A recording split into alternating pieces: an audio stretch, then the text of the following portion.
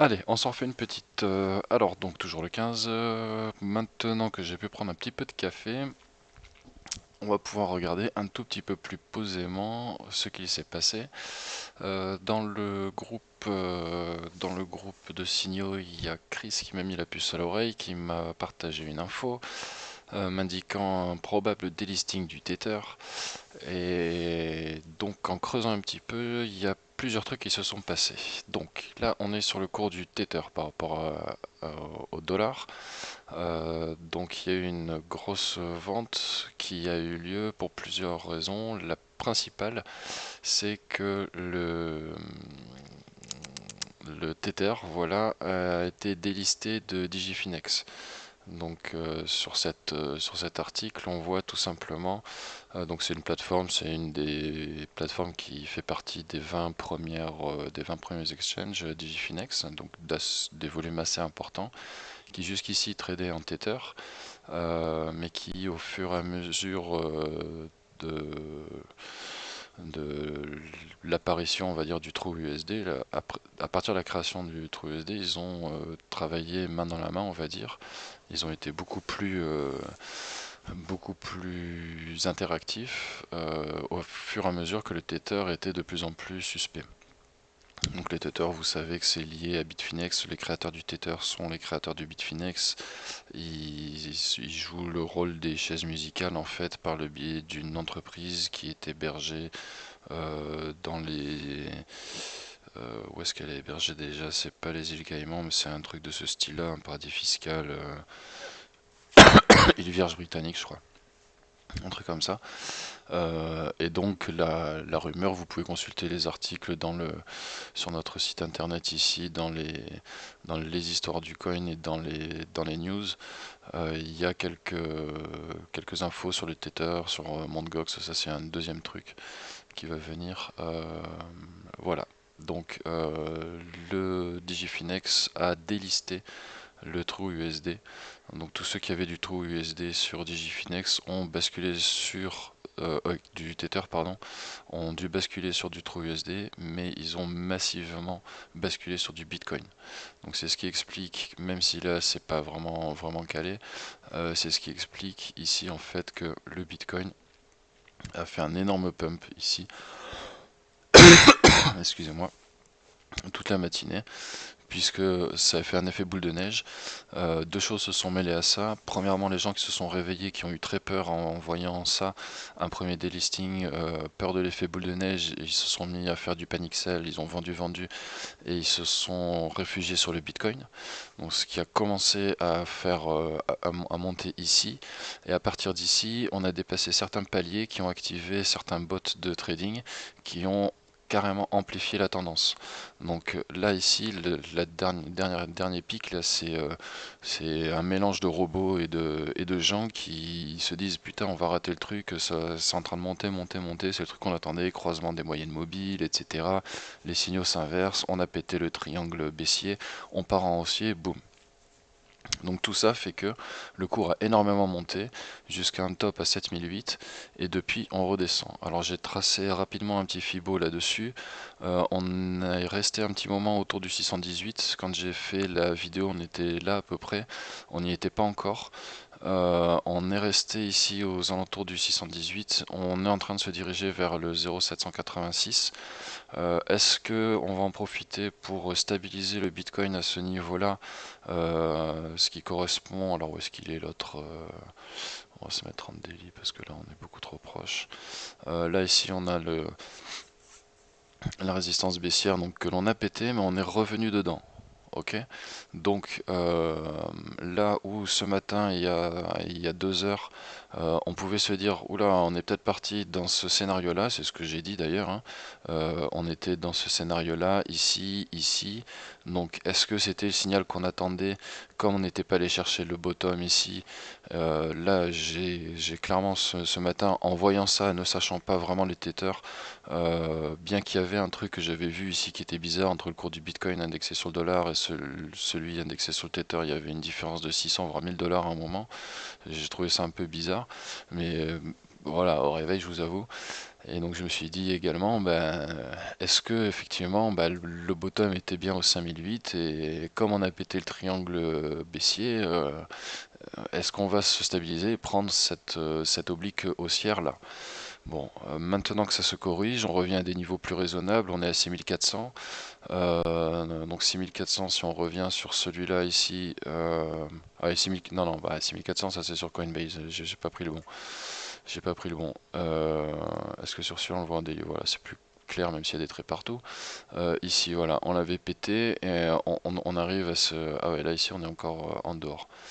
Bon, théoriquement on devrait revenir un petit peu, on devrait se stabiliser ici vers la ligne bleue. Donc on va se retrouver à ce croisement-là. Euh, Est-ce que ça va remonter, redescendre? On va regarder dans la journée, mais clairement là il y a eu un énorme pump qui est dû au Tether. Donc là, on se rattrape. Théoriquement, dans la journée, ça devrait. Là, on a fait le plus gros de la correction, mais ça devrait théoriquement continuer, hein. Donc, on va revenir dans le schéma normal. L'Ethereum, lui, bah, il revient également. Il n'avait pas du tout pumpé de la même manière que le Bitcoin, parce que c'est le Bitcoin qui a tout pris pendant ce mini crack du Tether. C'est le Bitcoin qui a tout pris. L'Ethereum, il est juste relativement bien monté, mais il redescend aussi beaucoup. Il y a ouais, attendez, je vais finir avec le Bitcoin avant de passer à l'Ethereum. Donc Bitcoin, le problème du Tether.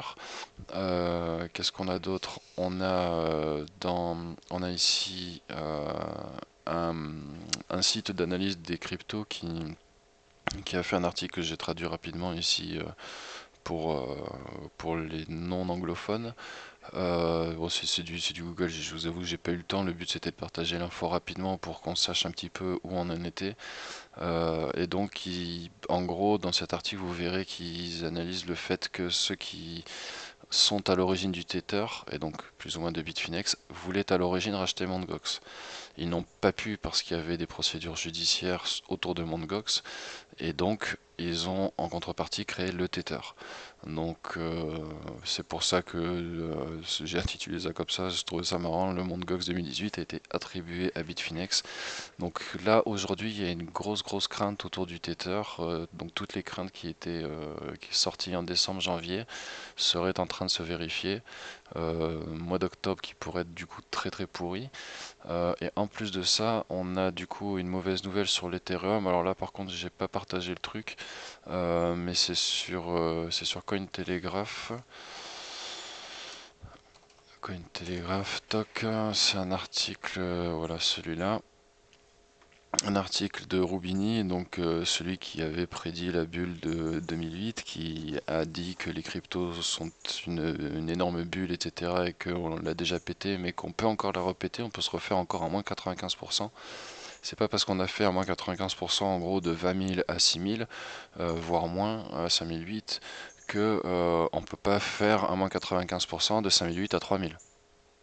Et encore à moins 95% de 3000 à 1005. Donc là, c'est un article vraiment bearish, pas cool du tout. Les cryptos en général, ils trouvent pas ça cool. La blockchain en lui-même, il trouve pas ça cool. Il dit qu'il y a beaucoup trop de bugs, etc. Que la transaction Visa vont plus vite.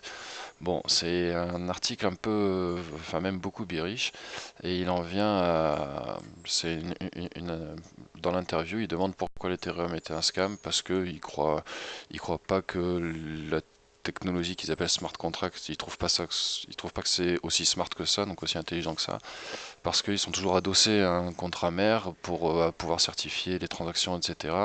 Donc on peut pas être propriétaire de son propre contrat à 100%.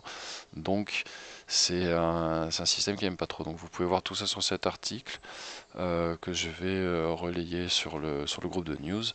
Euh, mais voilà, revenons à nos cours. Donc pour l'Ethereum en tout cas, on va dire pas un retour à la normale, mais un retour dans des zones qu'on peut analyser. Dans la logique, quand on voit ça, là ici, la petite montée, il ne faut pas en prendre compte, hein. Si on zoome plus, on a une remontée. Le signe normal, la MACD devait redescendre, un petit rejet. Là, ça, il ne faut pas théoriquement en tenir compte, ça a été faussé.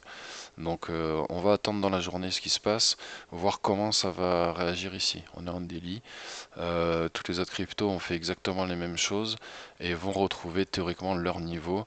Le Ripple qui est monté va... Oh non merde, là je suis sur le Ripple ici qui est monté va retrouver théoriquement son support, plus ou moins. Donc ici soyez attentifs, restez en dehors tant qu'à faire. Pour l'instant il y a tout qui devrait se recorriger. On était à 16% à 7h30. Là on n'est plus qu'à 7, ça va redescendre théoriquement. La tendance était baissière, ça reste baissier.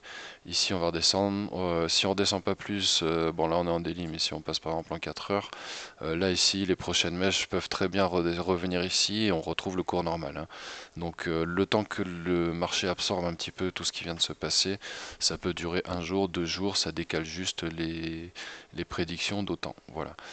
Allez, on refera une autre vidéo tout à l'heure et on va voir ce qui se passe. Pour l'instant, d'ici ce matin, attendez que le rouge continue. Sait-on jamais, ça a pu influencer le marché, mais bon, pour l'instant, c'est moi je reste toujours. Il y a peut-être quelque chose à faire là maintenant, mais c'est beaucoup trop risqué avec des mèches comme ça. Les pertes sont beaucoup plus grandes que les gains, sauf si on était là avant. Voilà tout. Donc je vais continuer de farfouiller un petit peu sur le web et de publier sur les news ou sur le site internet en fonction. Voilà. Ciao ciao et à toutes.